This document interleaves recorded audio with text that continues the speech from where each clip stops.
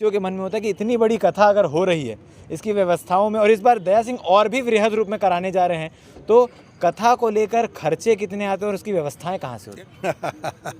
ऐसा है कि लोगों का प्रेम है। में आ रहा है कि छत्तीसगढ़ में पहली बार विशालकाय 5 डोम लगने वाले हैं और क्या क्या अलग चीज़ें होने वाली है जो कथा में पहले नहीं हुई। और 30 जुलाई से लेकर 5 अगस्त तक लोग झूमेंगे और महाभंडारे के साथ शिव महापुराण कथा का आनंद। के एसडीएम साहब थे और उसके बाद में एडिशनल एसपी साहब थे, सीएसपी साहब थे, टीआई साहब थे और पीडब्ल्यूडी के विभाग के व्यक्ति थे और अपने नगर निगम विभाग के व्यक्ति थे। सभी लोग, चाय है, ब्रेड है, खाना है, हलवा है, पूड़ी है, हर प्रकार का लाभ। सावन के पावन पर्व की शुरुआत हो चुकी है और पंडित प्रदीप मिश्रा की कथा की तैयारियां भी शुरू हो चुकी है। इसके साथ आज प्रशासन के साथ पूरी टीम की, पूरी समिति की बैठक। और आपको बता दें कि जैसी खबर निकलकर सामने आ रही है, पंडित प्रदीप मिश्रा की कथा में छत्तीसगढ़ में पहली बार ऐसा होने जा रहा है कि 5 विशाल डोम की तैयारियां हैं और किसी नए अंदाज में इस बार इस कथा का आयोजन किया जाएगा। कई सारी नई चीज़ें रहेंगी जो इससे पहले और कहीं किसी कथा में नहीं हुई है। आयोजक समिति के अध्यक्ष हमारे साथ मौजूद है, दया सिंह जी हैं।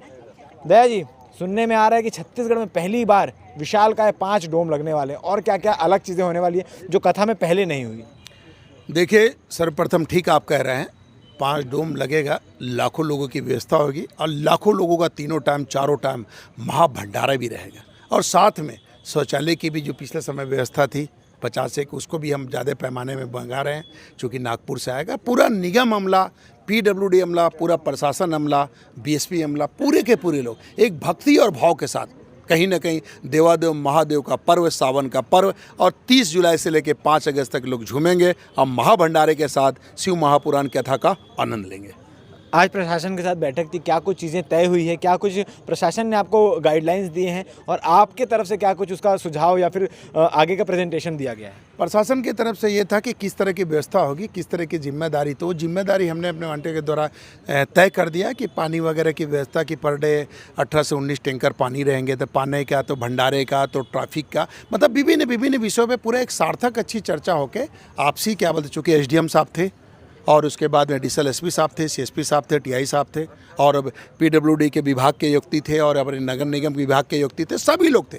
तो सबके साथ एक सौंदर्य माहौल के साथ में, एक अच्छी चर्चा के साथ में अब शिव महापुराण की कथा का आगाज, चूँकि आप देखेंगे कल सर्वप्रथम गणेश जी गणपति बप्पा को हम सावन के प्रथम दिन में शिव महापुराण कथा का प्रथम कार्ड देंगे बप्पा को, और ठीक 14 तारीख को आप देखेंगे कि भूमि पूजन, रुद्रा महाभिषेक होगा पार्थिव शिवलिंग के साथ में, और उसके बाद क्या बोलते भूमि पूजन होगा हमारे जयंती स्टेडियम, और उसी दिन से फिर आकार बड़ा ले लेगा, क्योंकि 15 दिन काफ़ी भी है और 15 दिन कम भी है। तो वो पूरे हमें प्रशासन को 27 तारीख तक पूरे 5 डोम बना के स्थिति और पूरी चीज़ों को अवगत कराना, फिर से एक बार ये दौरा वगैरह करेंगे, जानकारी लेंगे, कहीं कोई कमी बेसी तो उनको भी हम सब पूरा करेंगे।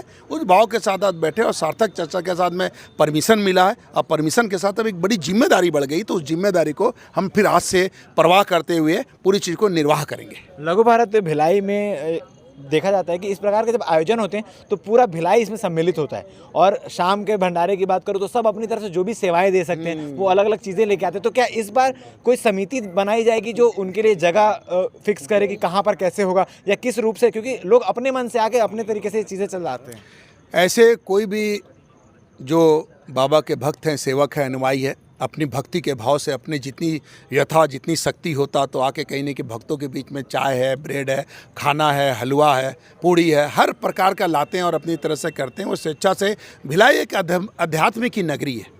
मैं तो कहूँगा कि पूरा भिलाई एक अध्यात्म की नगरी के साथ कहीं न कहीं सावन के पर्व में देवादेव महादेव की कृपा से शिवमय हो जाता है और सबको हमारी माताएं बहनें उपास रहती हैं। पूरा परिवार एक भाव और भक्ति के साथ देवादेव महादेव की आराधना करता है, खो जाता है, और कहीं न कहीं भक्ति के भाव से देवादेव महादेव सबकी मनोकामना पूर्ण करते हैं। तो ये भक्ति के भाव में जहाँ जिन लोगों की जैसी आवश्यकता कोई समिति चाहती है, आती है और संपर्क करती है, तो पूरी जिम्मेदारी के साथ उनको जगह देंगे, स्थान देंगे और पूरा मदद ही नहीं करेंगे, सहयोग करेंगे, क्योंकि एक एक बोलबम समिति का कार्यकर्ता, एक एक टीम का व्यक्ति सेवा करता है। सेवा से लोगों का कल्याण हो, क्योंकि बोलबम सेवा योग कल्याण समिति है, तो सेवा से लोगों का कल्याण हो, भक्ति का भाव हो, एक अपनापन हो, तो कहीं न कहीं उस भाव के साथ पूरी टीम रेडी है, खड़ी है और हर तरह के साथ में उनके साथ सहयोग करने के लिए एक पैर में 24 घंटे रेडी रहेगी।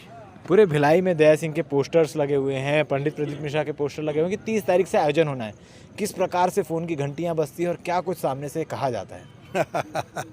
ऐसा है कि लोगों का प्रेम है और लोग चाहते हैं और कई शुभकामनाओं का अंबार बढ़ जाता है कि बढ़िया है भैया, हम तो आएंगे, पिछले समय आए थे, इस बार फिर आएंगे।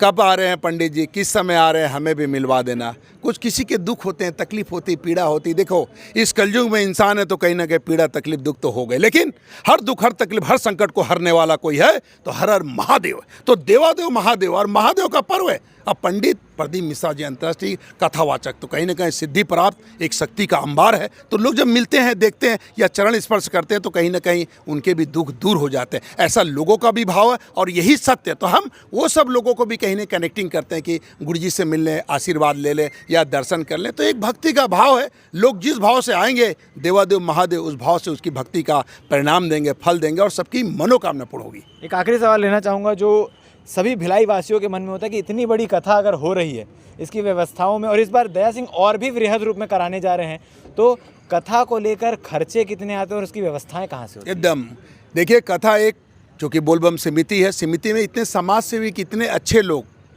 और बड़े बड़े लोग इसमें जुड़े हुए हैं जो भक्ति के भाव के साथ समुचित अपनी अपनी व्यवस्था करते हैं। और गुरु जी तो कुछ लेते ही नहीं है, गुरु जी तो भाव और भक्ति में आ जाते हैं और उस भक्ति में खो जाते हैं। तो हम लोग कहीं ना कहीं उस मोहब्बत और प्यार में जब खो जाते हैं तो सब कुछ भूल जाते हैं। तो कहीं ना कहीं मोहब्बत प्यार आपसी बना होता है और बाबा की इस भाव में उस चीज़ों का कोई भाव ही नहीं होता, क्योंकि जहाँ बाबा और बाबा की नज़र में हम सब आ गए तो वैसे ही हमारा भाव बढ़ जाता है। तो भाव और भक्ति है, श्रद्धा और विश्वास है, आस्था और ईमान है, और ईमान के साथ धर्म है, और जहाँ धर्म है वहाँ दया है, दया की पूरी टीम है। और लोग चूंकि हम सब हैं तो कहीं ना कहीं अभी सिर्फ भाव और भक्ति और बाबा आ रहे हैं, बाबा का पर्व है, पंडित प्रदीप मिश्रा आ रहे हैं, इसलिए उनके ख्यालों में, उनके मोहब्बत, उनके प्यार में हम सब खोए हैं और एक तैयारी के साथ अब जुड़ गए हैं। ठीक है, तो इस प्रकार से पूरी कथा को लेकर तैयारियां शुरू हो चुकी हैं। अगर आप भी इस कथा में आना चाहते हैं तो अपनी तैयारियां पहले से कर लें। धन्यवाद।